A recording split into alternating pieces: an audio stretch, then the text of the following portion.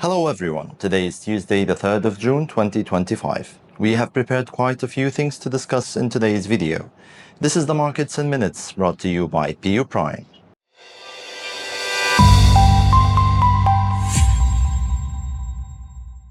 Yesterday, the US released key economic data highlighting continued weakness in the manufacturing sector.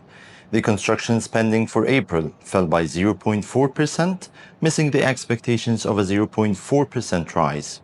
When it comes to the manufacturing employment index, it also rose slightly to 46.8 points, but remained in the contraction territory. Most notably, the ISM manufacturing PMI dropped to 48.5, which is below forecasts and signaled some ongoing softness in the factory activity in the United States. As for today's economic agenda, traders await key inflation data from the Eurozone and labor market figures from the US.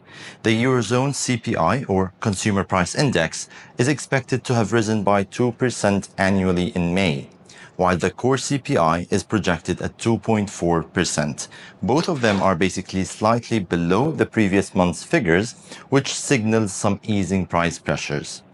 Later in the day, attention will shift to the US job openings report for April, which is forecasted at around 7.110 million job openings, a slight downtick from the previous reading.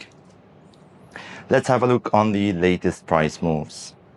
The dollar index is finding some support near 98.70, which could lead to a short-term bounce. The euro is also having a hard time staying above 1.1420 and might witness a premature breakout before continuing its upward trend. Gold is also benefiting from ongoing geopolitical tensions, and yesterday we have seen a rise up to almost 3390, which is $3,390 per ounce, before pulling back slightly during today's Asian session.